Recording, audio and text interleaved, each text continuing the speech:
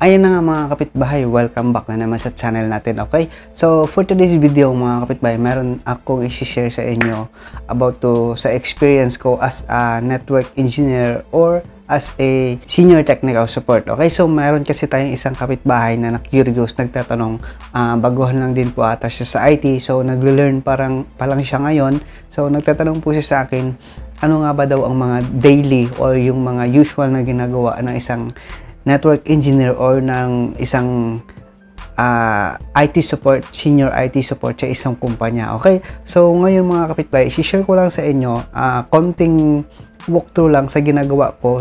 Ito kasi, iba-iba rin naman kasi tayong company. Meron kasi ibang company na kapag isang network engineer ka, kapag network ka, as in network ka lang, so meron kasing ibang company na pag sinabing network engineer, lahat ka na all around na IT. Kung kumwari, konti lang kayo na IT sa isang kumpanya, all around ka na, IT support ka na, tech support ka na, network engineer ka pa, system administrator ka pa. So, dito sa kumpanya namin, hindi naman kami ganun kadaming mga IT. So, medyo pagdating sa mga branch, hawak natin, pangkalahatan tayo. Kaya ayun, so nagtatanong po siya sa akin, ano nga ba daw yung daily task na ginagawa natin sa isang kumpanya kapag as a network engineer ka. Okay, so eto, i-share ko lang to mga kapitbahay dun sa mga tropa natin. Base lang to doon sa araw-araw kong ginagawa. Base lang sa company ko. Hindi kasi pare-parehas. Depende sa company na papasukan nyo. Eto, para ma-familiar lang sila, para malaman doon nila kung ano yung mga dapat nilang aralin. Okay, sinabi nila na i-daily vlog ko, pero hindi ko kasi kaya kasi medyo busy sa office. Kaya isa-isahin ko lang ko yung ano yung mga task na ginagawa natin kapag nasa office tayo. Okay, so let's go. Pag-usapan natin yan. I-share ko sa inyo. Sana ma-enjoy kayo or magkaroon kayo ng idea kung gusto nyo pa rin ba mag-apply as a network engineer or as a IT support. Okay, let's go. Ayan na nga mga kapitbahay. Okay, so eto mga kapitbahay, share ko sa inyo. Eto kasi mga kapitbahay, doon kasi sa main branch namin, marami kaming IT. Pero dito sa isang branch kung saan ako yung naka-assign, ako yung pinaka-main na naka-assign doon. So minsan dalawa kami, minsan ako lang mag-isa. Kaya ang support ko is support from end user, support lahat hawak ko pagdating sa IT. Dito lang sa branch na to. Kasi sa ibang branch namin or sa main office namin, marami kaming IT. Okay? So, ayan mga kapitbahay. Syempre mga kapitbahay, once na pumasok ako sa office, ito i-share ko lang to based lang dito sa everyday na ginagawa ko. Iba-iba yun depende kung saan kumpanya nga inuulit ko. Ayan. Ito mga kapitbahay, syempre pagpasok ko sa office, every morning, automatic ang chinecheck ko. Syempre, aakat agad ako niyan sa server room. Check ko yung aircon kung buo or check ko yung aircon kung gumagana. So, syempre, alam naman natin pagdating sa server room natin, syempre, i-check natin lahat yan kung smooth para hindi mainit, para iwas overheat yung ating mga servers. Okay? After nyan, pag alam ko na okay naman yung aircon, syempre, i-check ko yung isa-isa nating server. So, lahat naman ng server natin is may monitoring tayo. Meron tayong ginagamit na monitoring. Makikita naman natin doon. Pero, syempre, iba pa rin kapag chinecheck mo actual. Okay? So, malalaman mo kasi kung ano talaga yung problem niya. Okay? So, after ko ma-check yung mga server, kung running naman lahat, so, check ko yung firewall ko. So, alam naman natin na pfSense lover tayo. So, check ko palagi yung pfSense ko kung may mga error ba or yung may mga lags, may mga attempt. So, yan palagi yung chinecheck ko. Every morning yan bago ako mag-start ng day. So, yan yung uunahin natin. Okay, so, chinecheck ko rin yung mga file server natin kung accessible ba or kung running ba yung mga file server natin para syempre, pag-start ng day, yung mga users, goods pa rin sila lahat. Okay, para hindi na sila tatawag sa iyo para after ma-check mo na lahat kung okay naman lahat. So, haya-hayang buhay, di ba? Ganun ang trabaho ng isang network engineer. Kapag goods lahat ng server is haya-hayang buhay. So, yung mga ibang nagtatanong ng empleyado, bakit wala kang ginagawa? Syempre, yan yung palaging tanong ng iba, bakit tayo mga IT, bihira lang yung trabaho. Syempre, tayo kapag goods running naman lahat ng server natin, goods tayo. Okay? Ayun, once na na-check ko na lahat ng file server, working, accessible, so goods na tayo. To, pupunta ako niyan, kasi dito sa branch natin, ina-assign sa akin is meron kasi tayong mga pinto, mga door lock, meron tayong mga ino-open na always open or minsan meron tayong mga pinto na dapat naka-close lang. So, ganun po kahigpit dito sa amin. Lahat ng pinto namin is may door access. Kaya, check ko yan every morning kung ano yung may problema, ano yung dapat ayusin. So, ayan. So, once na okay, so pupunta naman ako niyan sa CCTV. So, dito kasi sa amin, sa warehouse namin, importante yung CCTV kasi lahat ng operation dapat naka-CCTV kasi required po yan ng BOC. Okay? So, kapag alam ko na goods lahat ng CCTV, so, pupunta naman ako niyan, i-check ko yung mga tickets. So, as long as na goods yung CCTV, siyempre upo na ako niyan sa upuan ko. Tapos, alam naman natin kapag tech support ka, may ticketing system. So, i-check mo lahat ng ticket kasi kung mayroon kang hindi na-resolve, so automatic i-check mo. Tapos, titingnan mo yung mga unresolved na tickets, tapos gagawin mo yon. After nun, pag na-clear ko na yung tickets ko, siyempre emails naman, automatic sa email. Kasi may mga nag-i-email sa amin dun sa pinaka-main intranet namin na ginagamit namin na system.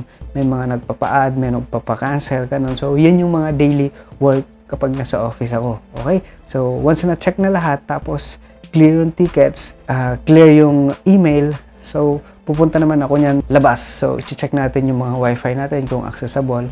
So, dun sa mga device natin sa warehouse, sa office, titingnan ko lahat kung lahat ba connected, or actually pagdating kasi sa ganun dito sa amin, kapag may problema automatic tiniticket naman, kaya minsan hindi ko na check, minsan check ko lang kung yung wifi active ba or hindi.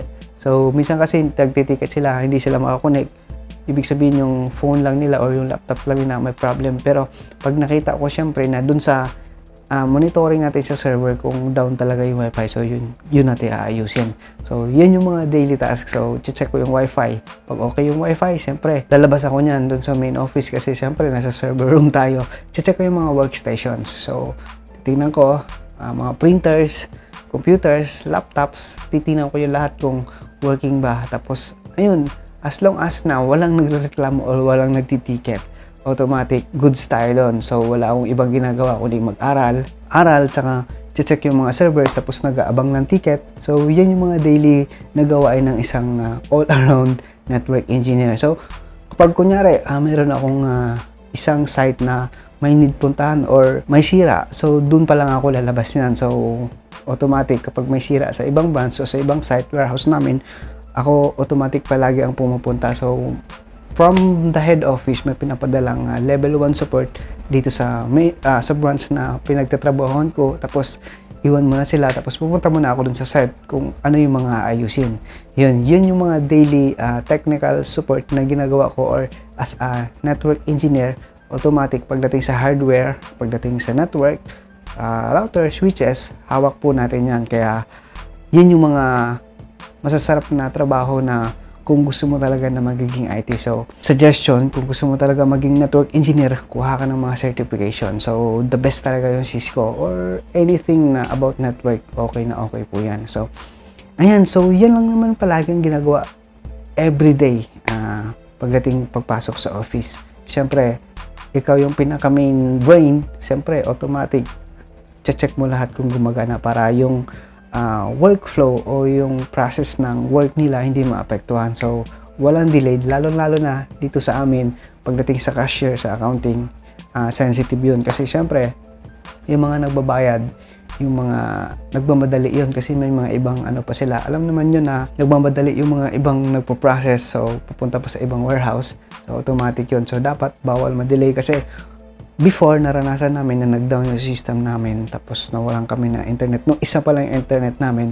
So, sobrang delayed. So, nagtambak yung tao. So, nagagalit yung mga client. Kaya, medyo mahirap. Kaya, dapat talaga stable yung network, stable yung internet, naka-redundant yung mga switch. Tapos, yung server mo, dapat maintain agad palagi.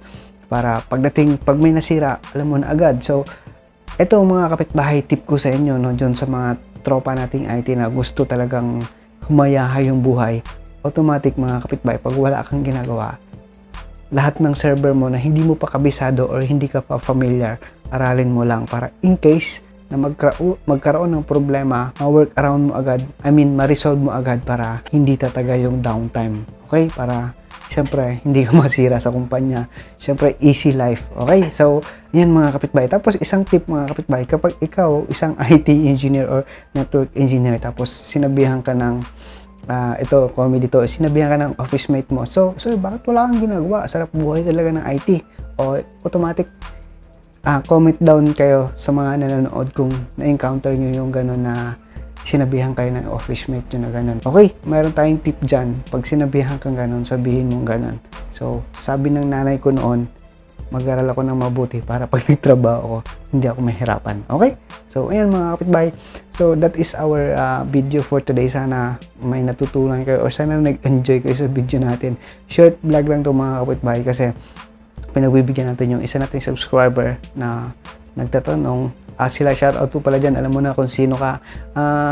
Kalimutan ko lang yung pangalan eh. Pero yun po kasi sabi niya daily. So pipilitin natin. Pwede tayo mag-vlog ng daily pero lahat ng may bagong gagawin, isi-share ko sa inyo pag may time. Pero kung wala, medyo mahirap kasi mag-daily vlog. Wala tayong time. Bihira lang tayo makapag-vlog kapag may time lang. So sorry for that. Pero pag mayroong mga setup or yung bagong kaalaman, i-share ko pa rin sa inyo. Kaya stay tuned mga kapitbahay. Thank you so much for watching and God bless and peace.